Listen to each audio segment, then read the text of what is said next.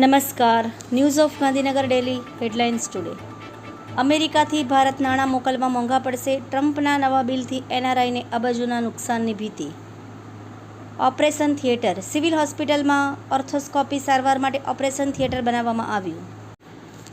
ગાંધીનગરમાં ગરમીનો પારો વધ્યો. સવારે 30 ડિગ્રી તાપમાન, બપોરે 41 ડિગ્રી થવાની શક્યતા. જિલ્લા કક્ષાની સ્પોર્ટ્સ કોલેજ શરૂ કરવા સરકારી અને ખાનગી કોલેજો પાસેથી દરખાસ્ત મંગાવવામાં આવશે. ગાંધીનગર ટાઉન હોલ ખાતે આજે મહિલા સંમેલન યોજાશે. પતિએ પત્નીને કહ્યું, મારે તને રાખવી નથી. પતિ ઓસ્ટ્રેલિયા જતા સાસરિયાની માનસિક હેરાનગતિ બદલ ફરિયાદ. તંત્રી લેખ. એશિયા પેસિફિકમાં રોકાણ માટે ભારત પસંદગીનું સ્થળ. પીઓકેમાંથી આતંકવાદી અડ્ડાઓ દૂર કરવા માટે બ્રિટન શું પગલાં લઈ રહ્યું છે? યુકેના સાંસદ બ્લેકમેને વિદેશ સચિવ લેમીને પૂછ્યું.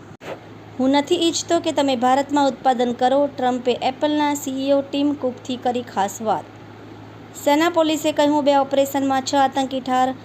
કાશ્મીરીઓની મદદ વિના આ ઓપરેશન અશક્ય હતું. યુદ્ધ વિરામના 6 દિવસ પછી પણ જમ્મુમાં સ્કૂલ બંધ. ઓપરેશન સિંદૂર બાદ પાકિસ્તાન ઘૂંટણીએ. પીએમ શાહબાઝે કહ્યું, અમે શાંતિ મંત્રણા માટે તૈયાર. તુર્કીએ પર તવાઈ. 9 એરપોર્ટ્સ પર સેલિબીનો કોન્ટ્રાક્ટ રદ. ડાંગ જિલ્લામાં રાષ્ટ્રીય ડેન્ગ્યુ દિવસની ઉજવણી કરાઈ. ડાંગ જિલ્લાના રેશન કાર્ડ ધારકોને મે અને જૂન માસનો અનાજનો જથ્થો વિતરણ કરવામાં આવશે. એનઓજી સાહિત્ય સરિતા ગ્રુપ મેરેજ એનિવર્સરી. એના ઉપર સર્જકોની ખૂબ જ સુંદર વિવિધ સ્વરચિત રચનાઓ. મેશુ અને ખારી નદી પર ₹1,807 લાખના ખર્ચે નવનિર્મિત 6 ચેક ડેમોનું જળ સંપત્તિ મંત્રી શ્રી કુંવરજીભાઈ બાવળિયાએ લોકાર્પણ કરાવ્યું. ભાવનગર શહેરના અન્નપૂર્ણા એપાર્ટમેન્ટમાં એક બાળક લિફ્ટમાં ફસાઈ જતા કરુણ મોત. રાજકોટમાં પોણો કલાકમાં 1.5 ઇંચ વરસાદ. માર્ગો પર જળબંબાકારના દ્રશ્યો સર્જાયા. ગુજરાતમાં સ્થાપિત 3.36 લાખ સોલર રૂફટોપ પેનલ્સ દ્વારા 1232 મેગાવોટ ઉર્જાનું ઉત્પાદન. અમદાવાદમાં જીન્સ બનાવતી કંપનીમાં દુર્ઘટના સર્જાઈ. ટાંકીમાં ડૂબી જવાથી 3 શ્રમિકોના મોત.